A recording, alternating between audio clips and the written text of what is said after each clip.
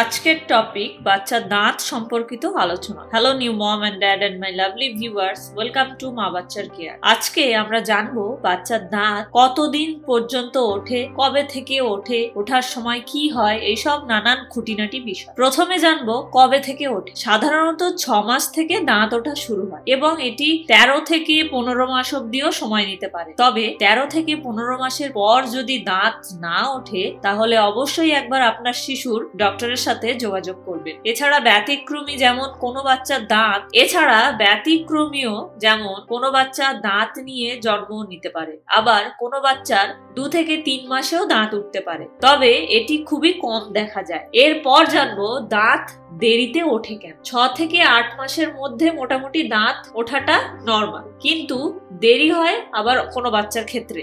এই দেরিতে দাঁত ওঠার বেশ কয়েকটি কারণ আছে, যেমন 1, জেনেটিক বা জিনগত কারণে দাঁত দেরিতে ওঠে, অর্থাৎ বাচ্চাটি যে জিনের থেকে দাঁত পেয়েছে সে মাও হতে পারে বাবাও হতে পারে। তাদের যদি দাঁত দেরিতে উঠে থাকে তাহলে বাচ্চাটির ক্ষেত্রেও দাঁত দেরিতে উঠে। 2 নম্বর, থাইরয়েড হরমোনের কোনো সমস্যা থাকলে দাঁত দেরিতে ওঠে। 3 নম্বর, ক্যালসিয়ামের ঘাটতি থাকলে দাঁত দেরিতে ওঠে। 4 নম্বর, এছাড়া ভিটামিন ডি বা সূর্যের আলোতে যদি না রাখা হয় বাচ্চাকে, সেক্ষেত্রে দাঁত দেরিতে ওঠে। 5 নম্বর, এবং অপরিণত বা ইম্যাচিওর বাচ্চা, অর্থাৎ 37 সপ্তাহ পরিপূর্ণ হওয়ার আগে যে বাচ্চা জন্ম নিয়েছে তার ক্ষেত্রেও দাঁত দেরিতে উঠতে পারে। এই সব কারণে দাঁত দেরিতে ওঠে, তাই শিশুর খাবারের দিকে খেয়াল রাখতে হবে। তবে হ্যাঁ, দাঁত দেরিতে ওঠা কোনো বিপদ বা খারাপ কিছু নয়, শুধুমাত্র 13 থেকে 15 মাসের পর যদি দাঁত না ওঠে বা না বের হয় সেক্ষেত্রে একবার ডক্টরের সাথে যোগাযোগ করবে। দাঁত ওঠার সময় বাচ্চার মধ্যে কোন কোন লক্ষণ বা সিমটম দেখা যায়। প্রত্যেকটি বাচ্চার মধ্যে যে সবকটি লক্ষণ দেখা দেবে এমনটা কিন্তু নয়, তারপরেও খুব সাধারণ কয়েকটি সিমটম আমরা জানবো। যেমন 1 নম্বর, দাঁতের মাড়ি শক্ত হয়ে যায়, হালকা লালচেও হয়ে যেতে পারে। 2 নম্বর, শিশু মুখ দিয়ে অনেক থুতু বের করবে।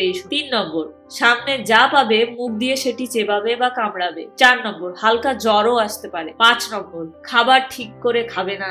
6 নম্বর, বারবার কান ও চোখে হাত দেবে। 7 নম্বর, ঘ্যান ঘ্যান করবে সারাক্ষণ, অর্থাৎ একটু অস্বস্তি বোধ করবে। যখন এমনটা হবে তখন বাচ্চাকে টিদার বা কোনো সুতির কাপড় ভালো করে ধুয়ে চেবানোর জন্য দেবেন। নরম খাবার খাওয়াবেন।